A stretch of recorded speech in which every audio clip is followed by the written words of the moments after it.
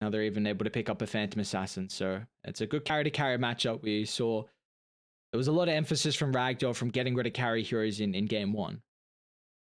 I mean, it's another one of those ways to jump, right? Very quickly able to burst down. Even the Ogre Magi, right? You can have a lot of armor, but you don't have quite as much gain as you do on a lot of these other heroes. So you can look to quickly take out these heroes that are probably a little bit squishier. And then, of course, there's always that gap close against the Drow Rangers. So I feel like you always want to make sure that you're able to get the initial use of the Gust out and then just get the PA to join in after the fact. And that's... How do you feel, though, about the Phantom Assassin? Because I always thought the Pango was not the greatest hero to play into, but it does look like at least PA might be enabled because of the Undying lane. Potentially, but I will trust Ghost. He really feels like he's feeling his mojo right now, and they're not playing this for the laning stage. They're playing this for later on. And we've seen, an anti-mage, a hero that does take a lot of time to make any kind of involvement happen, was pretty damn successful in that game number 1. And I feel like PA at least does a little bit more. Comes online probably 5 or so minutes earlier than the anti-mage. And, if they're able to make that work alongside the Undying, it's going to be pretty damn effective. Oh, 23rd pick here for Ragdoll, so still the consideration has to be there about the heroes like the Queen of Pain, the Lena as well. Just when you're blindly picking and not knowing what your mid lane matchup's going to be, you always go for someone who's going to have a pretty strong lane no matter what it will be up against. There is concerns though, if you go for that hero, then you're lacking a lot of ways to start fights. It's a lot of emphasis on the Pango, and then you are super squishy as well. Mm-hmm. That's for sure. They do need that initial lockdown though, right? I don't feel like you can rely completely on the Mars. It's not instant. That's the thing that I don't like right now on this. So you need something that forces them to either not be able to pop the BKB in time or not pop something like a Yule Scepter to be able to allow the rest of the team to come in and join the team fight. So what is that going to be? They're going to have the last pick of the overall draft. So still all the spirits left in the pool. Dire team ban. I'm kind of feeling the Storm Spirit a little bit, to be honest. But again, it's going to depend on what hero Ragdoll do choose to go for with this last pick here. The Queen of Pain is still in the pool. Wonder if they're just going to go back to that one for Citrus. Doesn't lose too many lanes, that's for sure, especially with the Bloodseeker being banned as well. 10 seconds remaining.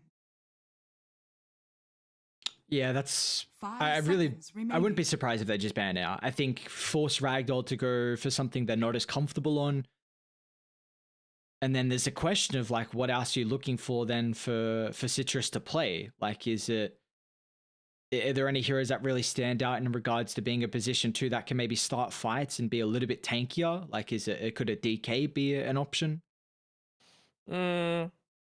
Maybe. I mean, I don't hate the Void Spirit either. Something that builds into his own Yule Scepter, so you're able to dodge out a lot of the Dark Willow damage, something that deals a lot of damage through the Shadow Realm as well, which is always quite good. You're able to get out of the Arena of Blood. Don't hate it. Dire team pick. Okay. Admiral Conquer. I mean, that is some splash damage as well, I suppose. Again, doesn't lose too many lanes. The Viper's gone. The Lena's gone. Now, how are they going to look to respond to this on Spawn.496? Conquer doesn't lose too many lanes, that's for sure. Yeah. 10 seconds remaining. I think it gives you a really nice way to pop someone in the front line as well. And I've been big fans of Conquer with Ogre too. Like, this is a hero that, I know you're a little bit cooldown reliant with the Tidebringer, but still Bloodlust can really amplify your farm. And they've got a lot of steroids here with the minus armor. But for Spawn.496, Storm Spirit, Void Spirit, all available here to jump. The Void is probably a little bit better just because of the Dissimulate versus the Conquer. They're actually going to go for something different though. The Razor matchup, this is... Don't hate it. Boy, I like it a lot.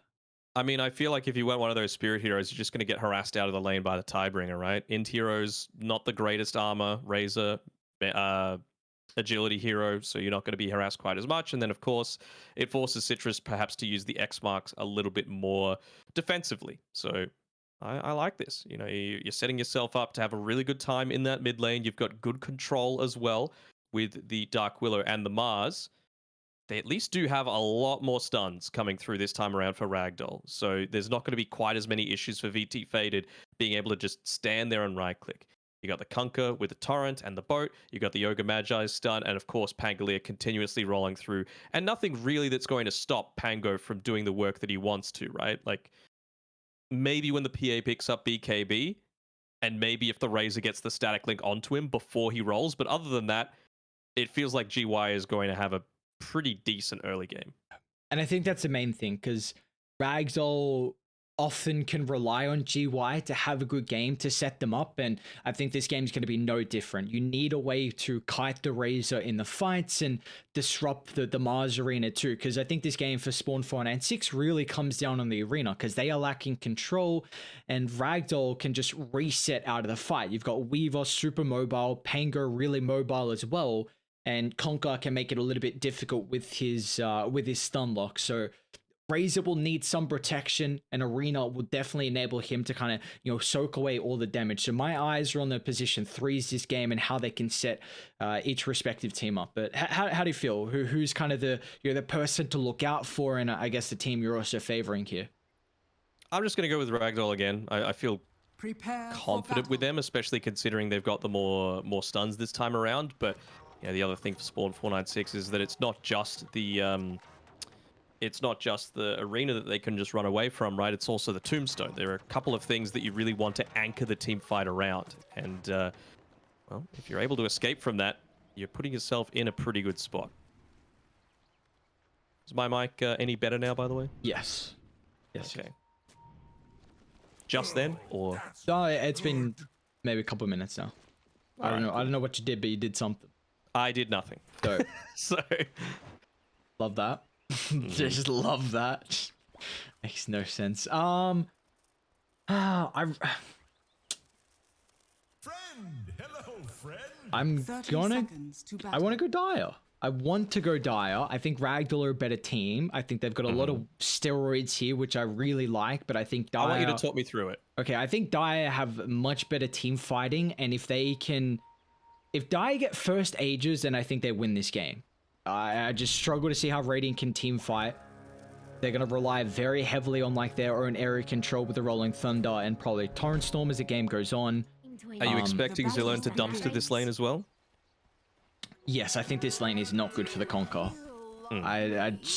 This is my thing, at least for Citrus, is that he can... I mean, what do you even do? You can fall back to the jungle. Your series already got boots queued up. I am going to go Spawn.496. I'm on the edge, but we'll go different here. I like the draft a lot. I think lanes is something that you want to put a lot of emphasis on versus Ragdoll, and they've definitely done that. So we'll see if it's going to pay out for them. I just feel like GY is going to have a much more solid game. That's right? my big concern. Yeah. And, you can have the static link onto Citrus, but what is it really going to be for, if that makes sense? If, you're still able to continuously roll with the Pango with zero risk of dying on GY, and they don't have a ton of movement abilities outside of the PA with the Blink Strike, right? And I don't feel like she's going to be consistently there in a lot of the early engagements, so everyone else is pretty much like a lamb to the slaughter. You can't even just Shadow Realm TP out on Xiao Bonbon. Rolling Thunder just goes straight on through that. Yeah, again, like I said in the draft, I think this game is just really heavily off the back of either team's position 3. Yeah. And we spoke a little bit about GY with the Pango up against the Undying. I mean, this is just a really strong lane. He's already got a stick, though, which is what he's going to have to play off. And he's also got Weaver, who's such a nuisance of a hero as well. But down bottom, how do we feel like this lane's going to go for Red? Because early on, they were struggling with the Drow against the Undying in game 1. Do you feel like he might have a little bit better of a laning phase? Potentially, not if you're dying here on menu ping, but he's able to get away. Got a little bit lucky as well with the Ignite hitting through onto the correct targets that he wanted. I think a lot of it is going to be based off that, right? Because again, no movement speed abilities, and you're coming up against 2 slows early on. So I feel like menu ping, he's just hit up onto his level 2. He's looking to get a bit of a body block going up onto this camp here. And he's got the 2 mangoes, so if anyone's out of position, they are very easy to take down, especially Xiao Bonbon, considering he revealed that he had the Bramble Maze leveled up at level 1. No Shadow Realm, but well, still opting to just get a lot of those early creeps as opposed to try and go for any kills. But it's a lot more difficult now. Xiao Bonbon level 2, And they've missed their opportunity for that free kill, essentially, on this bottom side. I mean, Ogre's been playing this lane really well, however, though. With menu ping, how he's just been positioning a little bit ahead of VT Faded, taking up abilities, and then maybe forcing Spawn.496 to overcommit where they think they might be able to get a kill, and then it can give VT Faded an opportunity. Top diff is fallen low enough, and yeah, they've got the Sentry control. Ohio utilizing this early use with that burst and the Soul Rip. Very nicely done. Radiant's Even courier GY has taking been up a lot of killed. damage. He's feeling pretty low right now. Well, he's got the stick charges, but it's not going to be too much, right? You might get a single shield crash off, but not much else outside of that. All right, so I'm very surprised with Citrus being 16-1 at the moment. He has already got the boots and bottles, so pretty much everything he needs at the moment. He's been using that X mark very defensively just to make sure he's breaking the static link as quickly as possible. So that's another use where it's only 12 damage. Like, you cannot have that when you're in a melee matchup. You've got to be doing... like, this is just a lane dominator that you would be expecting getting a lot more out of it. So, big props to how Citrus is playing at the moment. And down bottom, VT Faded. Just a little bit of poke damage. Red hasn't got too much in regards to sustain. Dire's courier There's the has power been of that killed. early boots of speed. I think they could even maybe look to go for another kill. You want to wait until you're level 3 on the Ogre Magi. He does have the 2 points of the Ignite right now, but maybe just feeling a little bit low on mana. Or maybe they BT go back Faded, on BT actually. Faded, yeah. He's going to be cautious himself. I mean, you A feel like glass you've just cannon gone type red. of hero, but they're going to jump now. Protected thanks to the Ogre posturing aggressively, so VT Faded could just utilize the volley of arrows from downtown as a nice little kill for them to find. Might even have revealed the Observer Ward there on the high ground that the Dire had placed down nice and early. With Dark Willow looking to rotate through and maybe snipe that one there. We'll see if Menu Ping, he had his eyes on the prize. He pops his clarity, he's walking on back. Might be able to get it in time, yeah. Switches in the sentry. There we go. The power of awareness. Just seeing where the enemy is moving, completely revealing that they've got that. And that's a big bonus for an Ogre Magi, right? You hit up onto that early-ish level 4, you get the point into the Bloodlust, you're able to harass out very early on. Mid lane, Citrus. Actually going to look to TP and Yif. Silent. Get some extra help as well from Zhao Bonbon. So a rotation from either team's position 4. Citrus had level 6 there. That could have been a very difficult timing. Top lane, this does give them a window to jump GY. The use of the Tombstone and his abilities have already been forced out, so it's just going to be a nice and easy chase down to the tower. Ohio making sure to tank up those last few tower hits as well. Give Ghost The the... bottom lane action continues. Trying to get on top of VT Faded. Who's able to get a little bit of distance away, and now Red has to be cautious if he sticks around or not. I hope your health Kind of surprised, to be honest, that he didn't put a 1 point into the Bloodlust. I feel like this lane in particular, very, very strong. The extra damage that you're going to be able to output with that Drow Ranger with the Frost Arrows is just going to be so much more effective than the extra, 60 damage from a Fire Blast? That's just one more Drow right-click, and I feel like you get that almost every single time and more. And look at Dire's this. structures are fortified. And Pink just posturing so aggressively right now. Red is struggling heavily in this laning phase. 18-2. Just have a look at the... oh, he's walking around, but I was having a look at the Dire vision right now. You know, they had complete understanding of where they were, and he was making sure to patrol along that line of Fog of War just to the south of the Dire Tower. So they don't even know that he was in there on the right-hand side of the lane, but doesn't end up in a kill. Still, it means that VT Faded's continuously able to just sit back and farm. And look at the big difference in the net worth this time around. I feel like Red, even though he died a couple of times last game in the early stages, he was still getting a decent amount of farm. But this time around, it's already a 1,200 net worth lead to the Drow Ranger. Top lane, GY might be in trouble once again.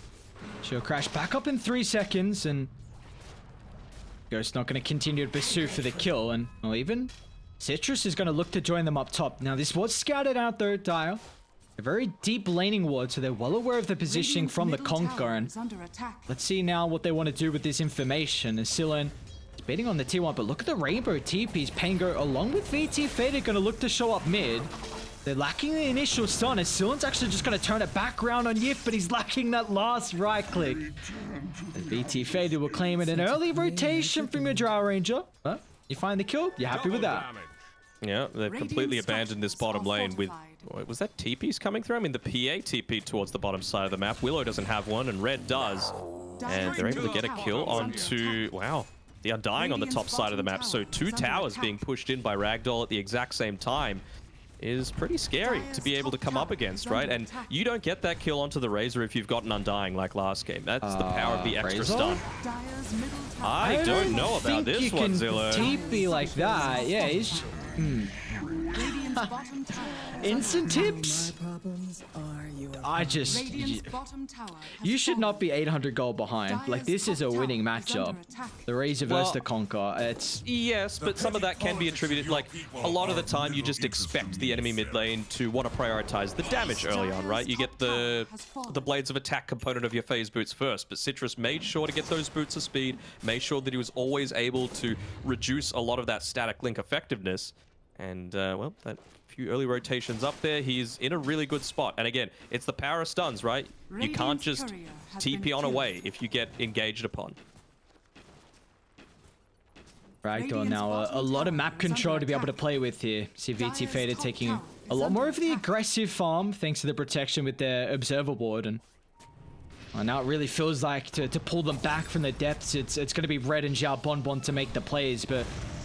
The Dark Willow is going to need some assistance, and GY in fact charging up the Rolling Thunder, so it looks like Willow will tick out to the Ignite. They know he's there though. Of course, the Observer Ward's still standing up there on the high ground. This time around, Menu Ping places it where he can actually hit it as a melee hero. But he's nearly reached up onto his level 6 without even needing that Tome of Knowledge, so very good start to this Ogre game. What do you need, right? He's just being a tanky beast. You don't need that chase potential. You've already got multiple ways to catch, and you've got multiple slows as well. So you don't really need that boots of speed. It feels like a little bit of a bonus, only just picking it up now at the 9.5 minute mark. Is there any item you'd like to see out for Menu Ping to maybe enable Ragdoll? Like, is it that Solar Crest if you can get there, or is that going to be the Weaver to go for that item? Could be both of them, to be perfectly honest. I mean, how is it as a... It's not really a Veil game. I feel like 4-Staff would be fantastic this time around, right? You're able to get rid of the effectiveness of the Bedlam. Means that you can break the static link. If you can get Solar Buff fast enough, it is level 3, but still Ragdoll, they've got the numbers advantage. Your Ghosts are going to need TPs ASAP. Phantom Strike will get some distance. Red, another great use of the arena, but the extra damage it's lacking at the moment. They're going to kill Ghost here. Razor is going to try and TP in the middle, but GY's got free reign in the fight now as he can just roll deep under the tower. Secures the kill on Ghost, and he might even turn it back around for Red, but with the Rolling Thunder shortly expiring, this get pins up against a singular tree by the Secret Shot. Oh, unfortunate. Maybe if he was able to Quelling Blade it, but yeah, not just quite in range enough, but just a little bit short as well on the mana to be able to get that last swashbuckle there. It always does. Does it tilt me? It does. When you're walking around, he had the boots of speed in his backpack instead of the bottle that entire team fight, and it was an empty bottle as well. So it's like, well, what's it's it going really to give away his life as well. Citrus and VT Faded combining together. It's just a... I mean, this is what I was expecting from game one. I'm like, they got literally every single hero they want as well. Like, it's really comfortable on all of these 5 heroes. The lanes go on. They go well, but they did go better than I was expecting, especially that mid matchup, like we've highlighted. But Ragdoll always plays super well when they win their lanes. Like, they just, they really get an early lead. They play incredible with more map control as well. Like, you just see the farm they're taking across the map, and Silen is about to die to GY and Yif. Like, this is just, this Razor has no game now. No, it feels like 496 can't do anything until they've got BKBs. That's it, right? Like, Red, he's forced to go into this Blink Dagger early on because he's the only one. Too. Nah, he's fine. I feel like you need it, right? Like, he is the only team fight control that they have, so he needs this Blink Dagger. He doesn't have a choice of going into the BKB. But we've seen what happens time and time again to this Razor. Doesn't have the BKB. Of course, you're a PA. You need the Battle Fury. And you've just got so many stuns that are going to be able to control through this early game that you're constantly going to be dying, giving up that unreliable gold that, yeah, I feel like Ragdoll are in a really good spot. And I feel like all they have to do is play off the back of dealing with Arena. If you can have early BKBs or look... actually, Radiant. They're going to look to invade the triangle. Ohio and the extra support in Xiao Bonbon's nearby, but they could just target down Ghost. A little bit of awkward position from GY will give Ghost an opportunity to jaunt to the northern side, and now this team fight. Now, that's not what you're looking for from Ragdolls. I'll signal the retreat. A little bit of a luck going the way of Spawn.496. There's luck, but there's also you just missed his Rolling Thunder. I feel like that should at the very least have been a dead Ghost. They're actually going to X-Marks him back, so they're not wanting to stop this engagement too much. I don't know how confident you can feel with that, because even though you don't have the arena, I feel like you are still lacking a little bit of control there. Citrus didn't use the boat, I suppose, but do they have the vision advantage? Not really. I don't know if Dire can take this fight. Citrus is an absolute menace right now in this game. And they're just going to look to blow up the Mars. I mean, no counter play without the arena. I mean, Xiao Bonbon's only level 6 this game. Just a completely different performance from the supports. And simultaneously top lane, VT faded. Probably just solo killing Ohio and bring Ghost down to a ridiculous low health. I mean, yeah, that was a 2v1 situation, and you're already 3 levels behind on this PA compared to the Drow Rangers. So VT faded. They're not punishing the fact that he's completely farming solo up on this side. Selena's battling at the moment. He's not really winning the matchup. He's dead. And now GY's had an opportunity to swing on the backline. He's even going to look to charge up the ultimate too as the Dark Willow commits with the TP. But it's going to keep rolling further to the backline to take away Red's arena play. And now they should even be able to gap close onto Red as well. Yif is such a nuisance also as Ragdoll. 7,000 net worth lead. That one last attack is... He was -5 armor, even standing underneath a tier 3 tower. Like, he had the swarm on him for that long. It's crazy how effective this Weaver is. And he's going into a little bit of a different build, going into the ATOS first and foremost here. I don't hate it. Provides a lot of stuns. And again, it just punishes the fact that Spawn.496 are useless without these BKBs early on. Can even look to get into the Gleipnir afterwards, of course, to assist with some of that cheeky lane shoving. Even if Spawn.496 are able to bring this back, you're always going to have to contend against some lane being pushed in. But Ghost is very close to picking up that Battle Fury. A little bit slower than he got last game on his anti-mage, but with a little bit of a stack starting to form, he'll try and recover his net worth here.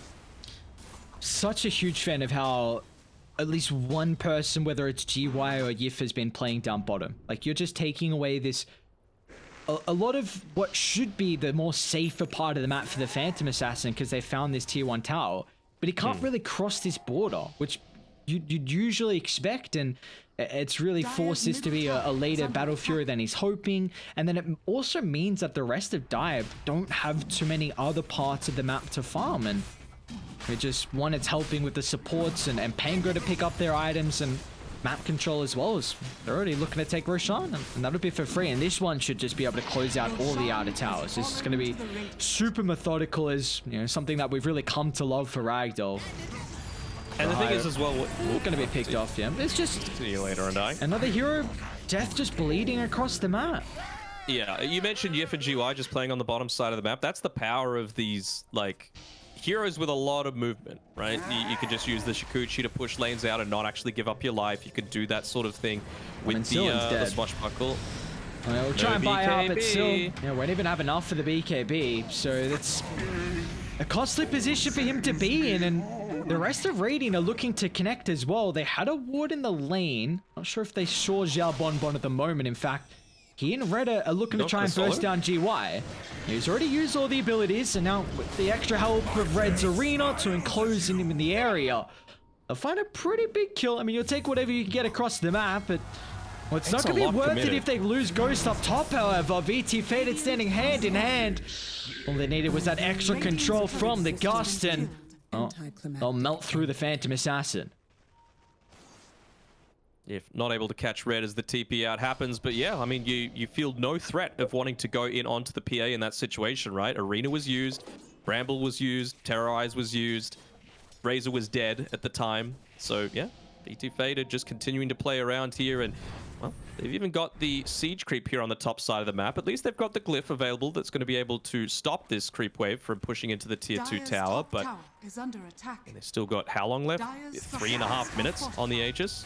Even using the Radiant aggressive structures are fortified. glyph as well, wanting to protect that siege creep up for as long as possible. Unfortunately for them, not going to be able to do enough. They're going to look to smoke, but look at Menu Ping's positioning. We just see this so often here from the Ogre, and Nahia's forced to use the Dire's Tombstone, top but tower is under attack. wow, they're not even going to get the kill on the Ogre. Level 1 Tombstone, Menu Ping's Hell going to yeah. turn and start hitting. He's like, okay, you give this one Tango's out for coming. free, and now here comes GY looking to path his way through the team fight. But still, has revealed that BKB is at least forced away Citrus, but still doesn't have any extra control to lock in the Conquer. Now this is given a huge opportunity for the rest of Ragdoll to come inside the team Ghost. fight. Oof. Good timing, but Just I mean, annoying. you just see Dire. Their team fighting relies on levels. Xiao Bonbon needs levels for the damage. Undying needs levels for Amazing this what you Tombstone, find and Red as well. Or is just so far behind. The Weavers are high in net worth. Yeah. And this the could be a power big of play something like though. a Weaver, right? You know, like Blink Arena with Terrorize, but then making sure more Ragdoll not importantly- to group up. No Rolling Thunder. That's the important thing, right? Like, we're playing around these position 3s. Oh, there's the first use of that Atos there coming through, but they're not able to connect it into anything impactful, Oh, although Citrus. they catch Red. Again, no BKB. Dire's middle tower Look is at the under poke attack. though. Huh. It's actually GY that went into the Spirit Vessel. Didn't even realize. And the boots of travel next. Dire's middle tower Are has they fallen. gonna do this? Oh, they want the creeps. Well, Ghost is... it's always rough when you gotta go first side in BKB. That is Speaking definitely of not the Ghost, place they're now. hunting him a little bit here. Get the sense that he's playing around this top side of the map. I wonder if Menu Ping being scouted out will maybe reveal the fact that they have this Observer Ward sitting somewhere inside the Dire jungle, but... You reckon they kill Citrus mid? Mm, Not with Silen showing. BT Faded's nearby as well. And Silen's got an opportunity to pop the BKB, but instantly Static Link The stolen. world just cheered. There's a wasted BKB and the Link, and they're able to get the cancellation in, the TP.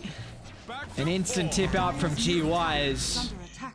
Now, this is just a night and day difference here.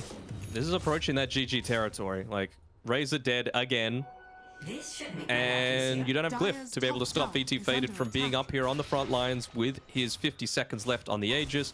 He's just going to continue the volleys in with the Bloodlust as well to be able to assist this tower taking potential. So Red, oh, actually, he's still got 20 seconds left on his TP. He's not going to be able to get back here and prevent this Rax from going down. Like, Dark Willow is doing her best to be able to try and stop it. Well, what can you do as a Dark Willow? No AoE damage, no wave shove at all. So that's a free tower. They can just very easily rotate towards the top side, take out this tier 2, take away the entire top side of the map so that, you know, not only is the tier 3 tower open, but the next Roshan is pretty easy pickings for Ragdoll, if it does even get to that stage.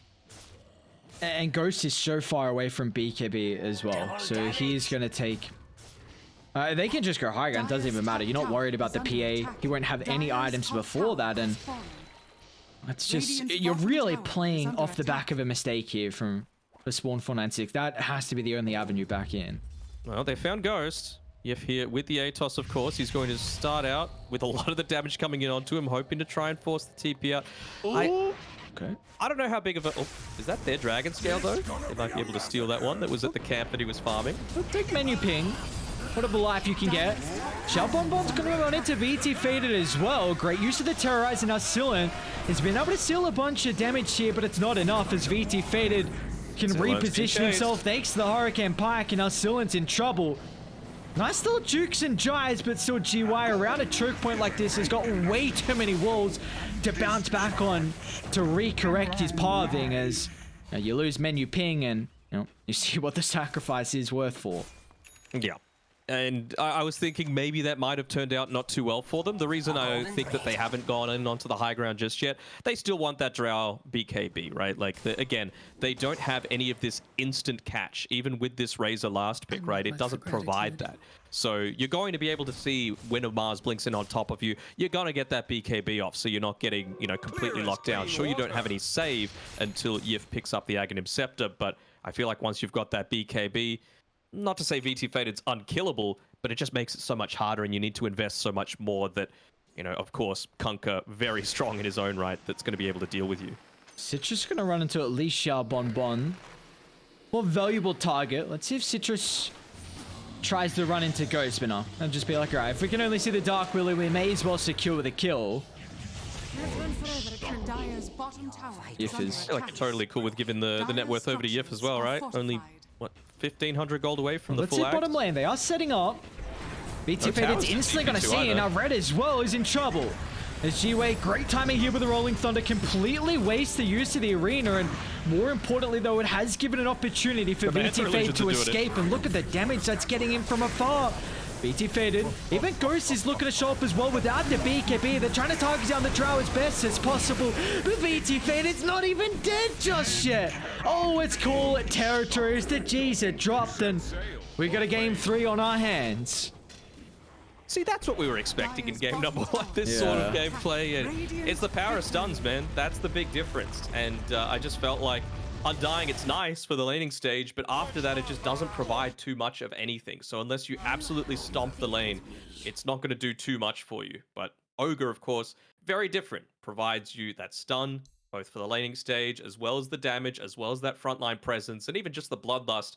It didn't really happen, but if you're getting bursted 100 to 0, at least you've still got some lingering effect of your hero in the team fight. So really liked the way that Ragdoll were able to take that one in convincing fashion. I mean, don't think there's too much that needs to be said about that one, to be honest. The laning stage didn't go anywhere near as well for Zilone in particular than what we were expecting, and guess who's opened up a 1-game lead Yep. in the predictions? There you go. 1-game lead. It'll be short because we got a game 3. So you're gonna predict the wrong team. I'm gonna predict the right team. Then we're gonna be back even. But for Ragdoll, that's. I was definitely questioning what the composure is going to be like and the mentality heading into game 2. I'm like, is this a tilt GG call? What's going on after game 1? They get a very similar draft and something they're comfortable with, and they play it to this time perfection. Nothing really like they were in too bad of a position at all. Lanes went well. Mid matchup definitely wasn't the greatest. Was hoping I mean, this is why you pick the Razor. A lane dominator against a melee hero definitely should do a Last lot pick. better. Last pick as well just didn't work out in their favor, and we put a lot of emphasis on. I think in game 1, the big reason was of the back of the supports. We saw the Grimstroke and the Dark Willow just make so many plays, and it was a different kind of style where a higher on the Undying is looking to really secure the Phantom Assassin's lane, but then you don't have a way to really enable your position 2 to get involved in the early game fights like the Grimstroke could, and they started to fall behind on levels. The Tombstone was completely useless. Dark Willow couldn't solo kill anyone or got pickoffs across the map because Mars was super far behind. And it just felt like, again, Ragdoll. You win your lanes. They know what to do when they have an advantage out of the lanes. They get tower to tower, a lot of map control, and how they're able to posture as well with just taking away a lot of the farm that you would quite often see from Dire towards the bottom side of the map. So I was really impressed with how they were positioning overall in that game. Yeah, well, we got a 1-1 scoreline. Game 3 Yeah. coming up shortly. Hopefully it's a closer one, because it really has felt like one-way traffic for both of these two games here. Unexpected in game number 1, a little bit more on the normal side in game 2, but game 3, hopefully it can be a banger. Yeah, hopefully. All signs looking for it. You got a one-sided game 1, one-sided game 2. It feels like it's only justice here to get a close game 3 to outround our series for the night. See you guys shortly after a break.